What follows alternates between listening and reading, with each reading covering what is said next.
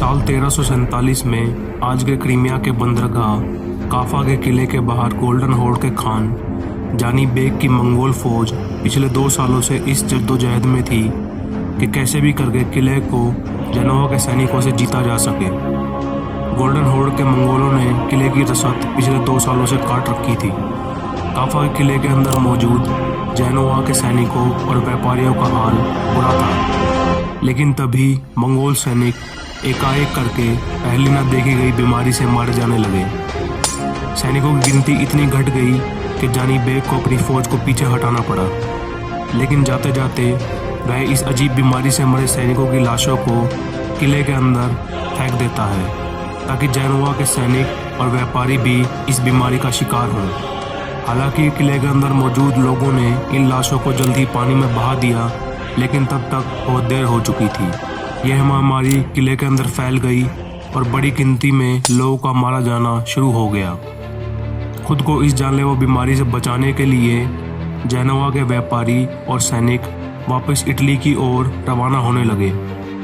जहाँ जहाँ वे बीच में रुके वहाँ यह महामारी फैलती चली गई। कॉन्स्टेंटिनोपल, आज का इस्तांबुल, ग्रीस और दक्षिणी इटली के टापू और फ्रांस का मार्सेल्स 1347 की गर्मियों में इसकी चपेट में आ गए। यहाँ से यह संक्रमण बड़ी तेजी से उत्तर की ओर फैला और 1348 तक इंग्लैंड तक के अक्षेत्र को इसने अपनी चपेट में ले लिया। वहीं 1350 आते आते यह स्कैंडिनेवियन देशों तक जा फैला और 1351 में इसने रूस को अपनी गिरफ्त में ले लिया। ये महामारी इतनी भयावह थी कि 1347 से 1353 तक 6 सालों में इसकी वजह से 40 से 50% यूरोप के लोग मारे जाने वाले थे। घनी आबादी वाले शहर पेरिस, फ्लोरेंस, लंदन इत्यादि की 50 से 60% जनसंख्या 1348 में इस बीमारी से मारी गई। हालात इतने खराब थे कि डर के मारे लोग अपने घर परिवार को छोड़कर भागने लगे। इस बीमारी की चपेट में जो भी आता उसे पहले बुखार आता, सांस लेने में तकलीफ होती, शरीर पर गहरे काले चकत्ते पड़ जाते और 7 से 8 दिन में 80% लोगों की मृत्यु हो जाती। क्योंकि उस समय मेडिकल साइंस इतनी विकसित नहीं थी, इसलिए चर्च के पादरी और नन्स बीमार लोगों की सेवा करते, जिसकी वजह से चर्च के सेवादार सबसे अधिक इस बीमारी की चपेट में आए। इस बीमारी ने सबसे विकराल रूप इंग्लैंड में दिखाया, जहां की 70 लाख की आबादी घटकर मात्र 20 लाख रह गई। वहीं नॉर्वे की 60% आबादी 1348 और 1350 के बीच मारी गई। बात करें जर्मनी की तो वहां आधे गांव बियाबान हो गए, जो कि अगले 100 सालों तक भी आबाद ना हो पाए।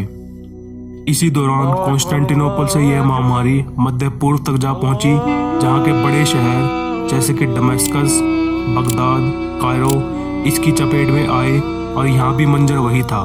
इन शहरों की आधी आबादी इस महामारी की भेंट चढ़ गई। अगर बात करें पूरे मध्य पूर्व के अक्षेत्र की तो यहाँ की लगभग 33% जनसंख्या इस महामारी में सुपुर्द खाक हो गई। हाल ही में हुए एक अनुसंधान के मुताबिक एक छोटे से ना दिखने वाले बैक्टीरिया येस्निया पेस्टिस की वजह से यूरेशिया में उस समय में लगभग 15 करोड़ लोग इस महामारी की चपेट में आए थे।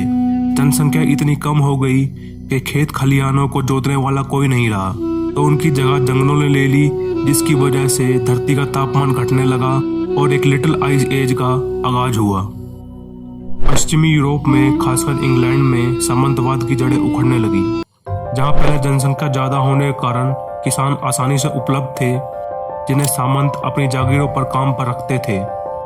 काम करने के बदले सामंत उन्हें खान पान की सामग्री दे दिया करते थे, लेकिन अब स्थिति बदल चुकी थी। महामारी के कारण किसानों की संख्या कम हो गई, जिस वजह से सामंतों में उन्हें काम पर रखने की होड़ लग गई। अब जहां किसानों को अधिक मुनाफा होता, उसी सामंत के पास वे काम करते। धीरे धीरे किसानों और सामंतों में कॉन्ट्रैक्ट साइन होने लगे और अब किसानों को मेहनत के बदले अनाज नहीं, पैसा मिलता, जिससे वे जो चाहे वे खरीद सकते थे। इसी ने आगे चलकर मार्केट इकोनॉमी को जन्म दिया, जहां वस्तु व सेवाओं का आदान प्रदान पैसों के बदले होता था। इसी मार्केट इकोनॉमी ने आगे चलकर कैपिटलिज्म को जन्म दिया। लेकिन पूर्वी यूरोप में इस त्रासदी ने सामंतवाद की जड़ें और गहरी कर दी। राजाओं और सामंतों की मिलीभगत से ऐसे कानून बनाए गए जिससे किसानों को एक सामंत को छोड़ दूसरे सामंत के पास जाने की अनुमति नहीं थी।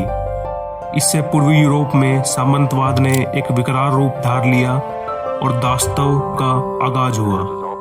गौर करें, मध्य पूर्व पर तो यहाँ व्यवस्था में कोई बदलाव नहीं आया, क्योंकि यहाँ इस्लाम की पकड़ बहुत मजबूत थी और यहाँ के लोग इस्लाम का अनुसरण करते हुए ही अपना जीवन व्यतीत करना चाहते थे।